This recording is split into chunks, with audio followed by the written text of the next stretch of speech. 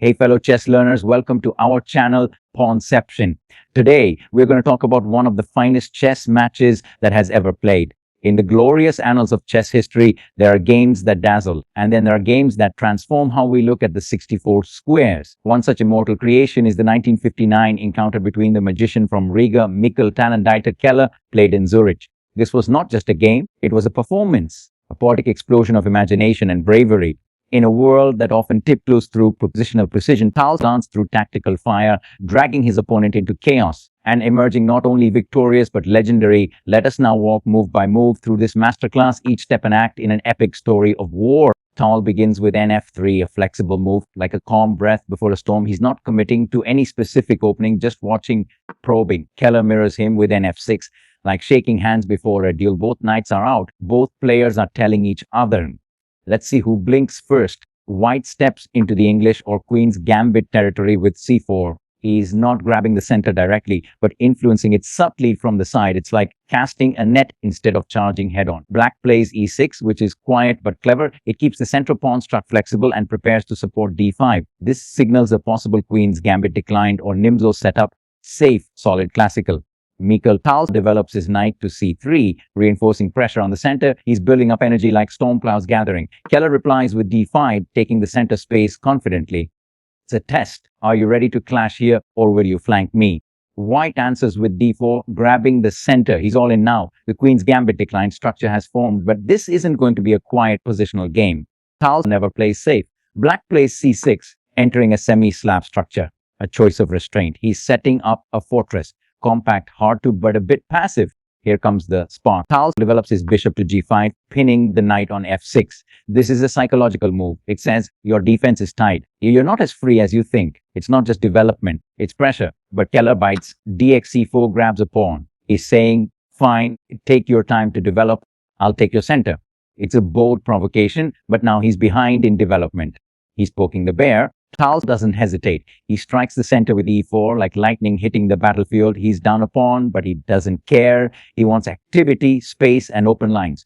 To beginners, this move is about initiative. Tal doesn't cling to material. He chases momentum. Keller responds with b5, reinforcing the pawn chain and protecting his extra pawn on c4. But here's the catch. It's a weakening move. He's spending time and pawn structure to hold on to what might be poisoned fruit, like reinforcing a sandcastle while the tide comes in.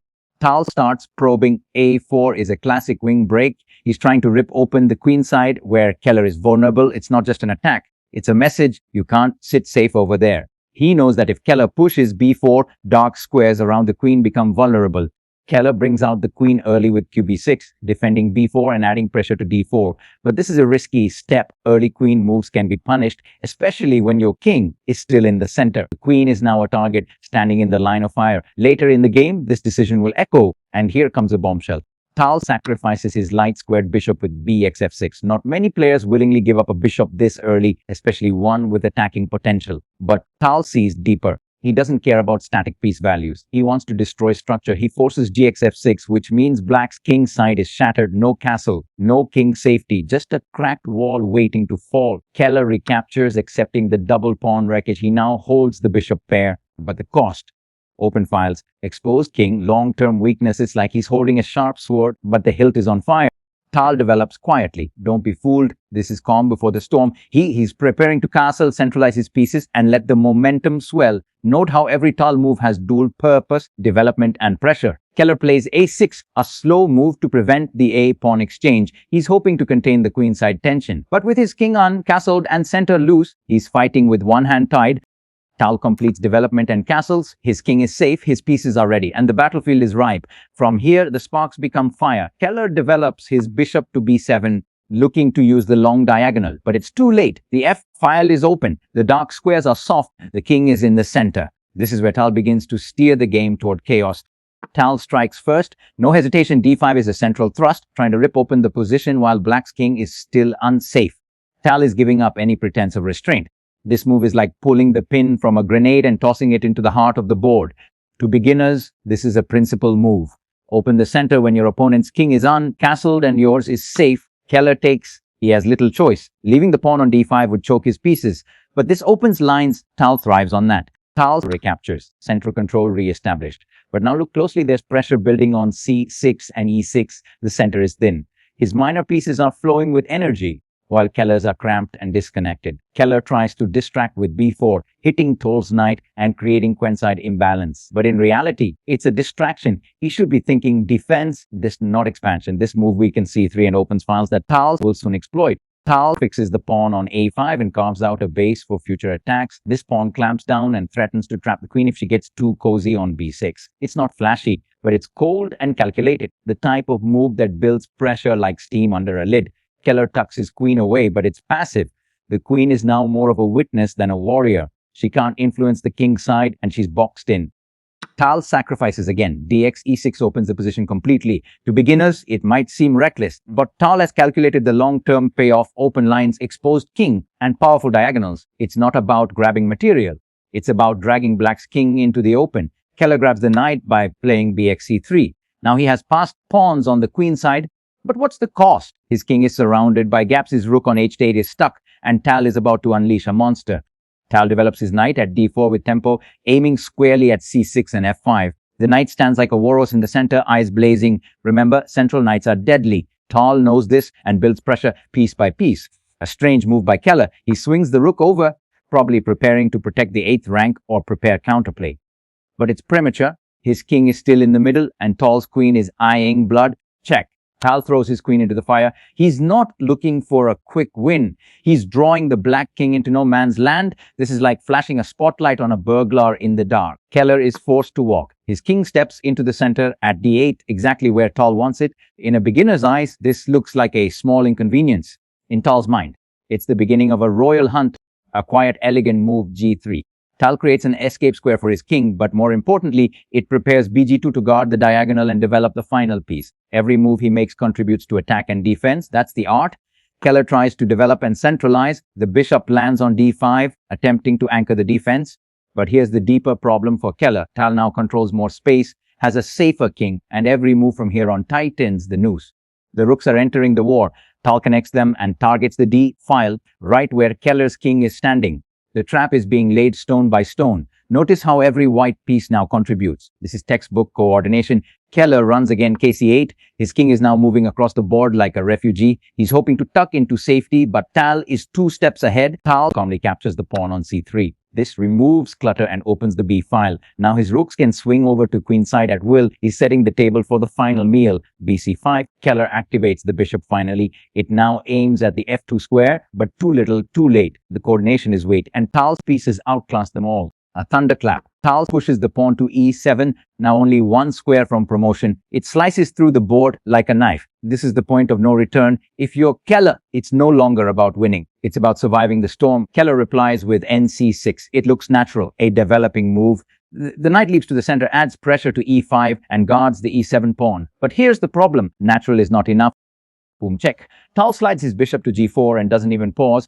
This isn't just check, it's a signal to the entire board. The end begins now. His bishop forces the king further out, away from safety. It's like a hunter pushing prey into open terrain. Every Tal's move has purpose, force, tempo, and precision. Keller keeps running. The king has now traveled from e8 to b7, almost a third of the board. That's not a king. That's a tourist trying to survive a war zone. This move might feel like escape, but it walks right into Tal's storm.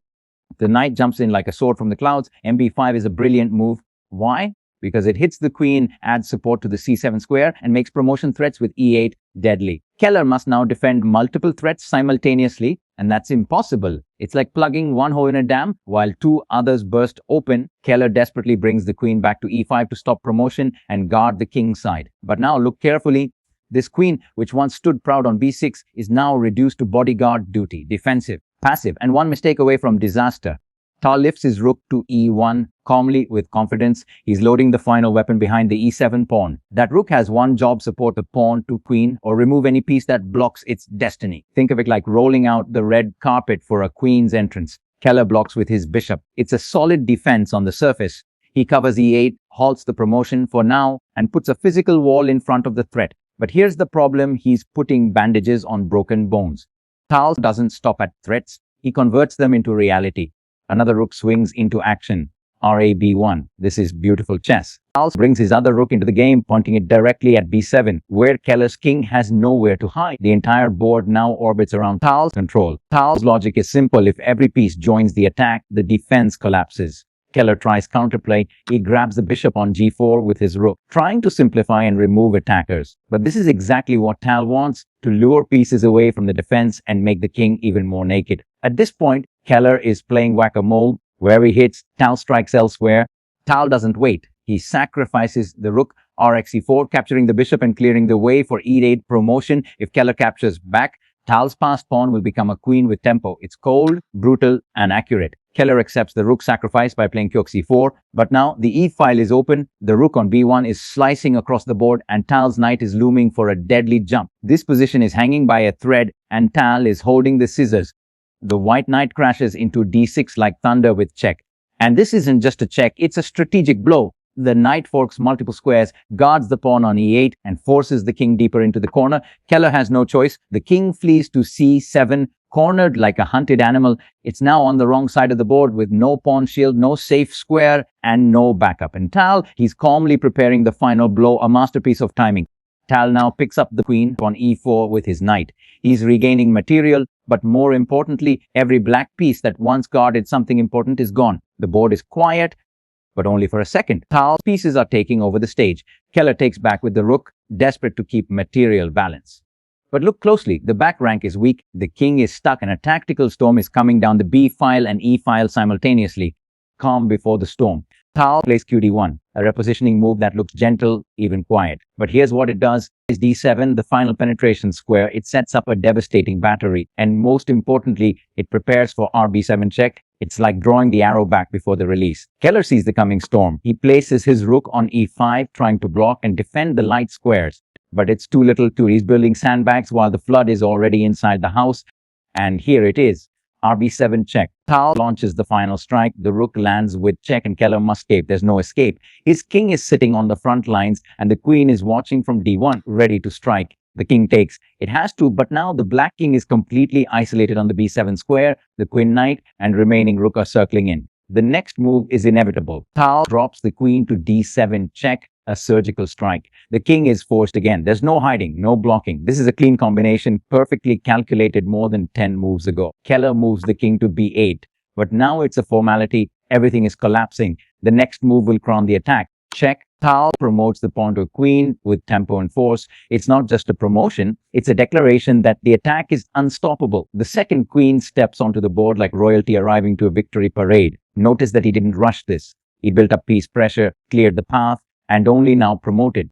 Keller has no choice. He takes the newly crowned queen with his rook, hoping to delay the inevitable. But in doing so, he's left himself utterly defenseless. Tal calmly recaptures with his original queen. Check again. Every move is tempo. Every check draws the net typer. The king is helpless, wandering from light to dark squares, but every escape has already been sealed off.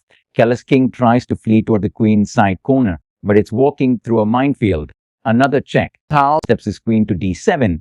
He's not giving Keller a single moment to breathe. This move is elegant and cold, like a blade slicing through air. Again, the black king retreats, but it's not escaping. It's just spiraling into the trap that Tal planned. Now comes the finish, QXC6. And with this quiet queen capture, Keller resigns. Why? Because the position is hopeless. This game doesn't end with a checkmate, but with something even more beautiful, a complete collapse. It is the symphony's final crescendo. Tal, like a grand maestro, built his masterpiece one tactical note at a time. The rook sacrifice on B7, the queen fights with promotion, and the calm surgical QXC6. It's not just a move, it's a signature.